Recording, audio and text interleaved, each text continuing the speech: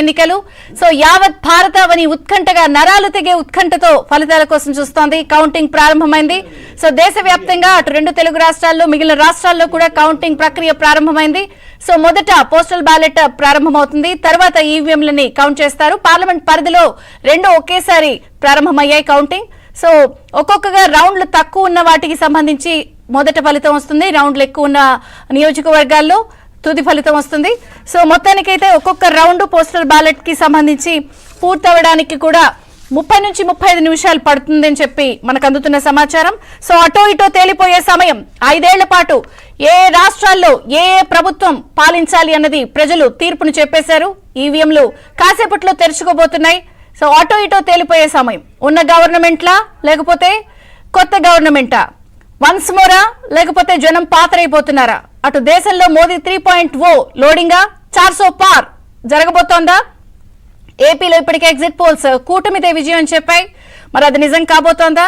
మరి అధికార పార్టీ చెప్తున్న ధీమా ఏంటి? అన్ని ప్రశ్నలకు సమాధానం లభించే సమయం వచ్చేసింది. సో ఇప్పటికే మనకి పోస్టల్ బ్యాలెట్ కి సంబంధించి కౌంటింగ్ ప్రక్రియ ప్రారంభం అయిపోయింది. మాట్లాడదాం అన్ని మనతో పాటు జాయిన్ అయ్యారు. టీడీపీ నుంచి జాతీయ అధికార ప్రతినిధి జ్యోత్స్న గారు స్టూడియోలో, జనసేన నుంచి కిరణ్ రాయల్ గారు జూమ్ లో, అనలిస్ట్ అలాగే సీనియర్ జర్నలిస్ట్ డివి శ్రీనివాస్ గారు, అమరావతి బహుజన్ జేఏసీ నుంచి బాలకోటి గారు, బీజేపీ లీడర్ వల్లూరు జయప్రకాష్ గారు. ఇక తెలంగాణలో కూడా ఈ రోజు 17 పార్లమెంట్ పరిధిలోని ఫలితాలు అలాగే ఉప ఎన్నిక కంటోన్మెంట్ ఫలితం కూడా ఈ రోజు రాబోతోంది. సో తెలంగాణ నుంచి బీజేపీ అధికార ప్రతినిధి రచనారెడ్డి గారు, కాంగ్రెస్ నుంచి అధికార ప్రతినిధి దామోదరరావు వేలి, అందరికీ స్వాగతం.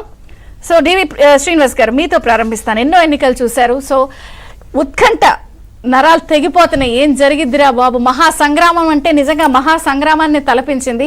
దేశవ్యాప్తంగా మిగిలిన రాష్ట్రాల్లో ప్రక్రియ ప్రారంభమైంది. సమాధానం లభించే సమయం ఆసన్నమైంది. ఏం చెప్తారు? అందరికీ శుభోదయం, శుభదినం. విముక్త భారత్ అని, విముక్త ఏపీ అని అనేక స్లోగన్స్ వచ్చినటువంటి నేపథ్యంలో ప్రపంచ ప్రజాస్వామ్య వ్యవస్థలకే తలమానికంగా భారత ప్రజాస్వామ్య వ్యవస్థ మరోసారి రుజువు చేసుకున్నందుకు ఇది కలెక్టివ్ విక్టరీగా చూడాలి, సమిష్టి విజయం. ఏది ప్రజలు ఇంత పెద్ద ఎత్తున ఓటింగ్లో పాల్గొనటం, ముఖ్యంగా ఆంధ్రప్రదేశ్లో 81.80% అంటే అసలు వాళ్ళు అన్ని గంటలు ఓపిక్గా నిరీక్షించి తమ ఓటును పోల్ చేసుకోవటం అన్నమాట. పోస్టల్ బ్యాలెట్లు ఇంత పెద్ద ఎత్తున రావటం, 5,15,000 ఓట్లు వచ్చాయంటే అసలు ఏ స్థాయిలో తమ ఓటు వినియోగించుకున్నారు. ఓటు వినియోగమే తమ యొక్క జన్మ హక్కుగా మొదటిసారి ప్రజాస్వామ్య వ్యవస్థలో మనం చూస్తున్నాం అన్నమాట.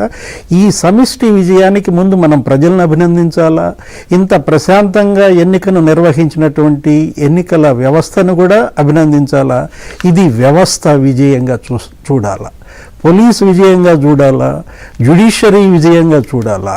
మనం చూసాం మెరుపులు మరకలు గత 80 రోజులుగా అనేకం చూసామన్నమాట. ఈ 7 దశల పోలింగ్లలో మరకల పైన మెరుపులదే ఆధిక్యం కావటం మనకి అందరూ హర్షించదగ్గటువంటి పరిణామం. మరకలు లేవని కాదు, చాలా మరకలు ఉన్నాయి.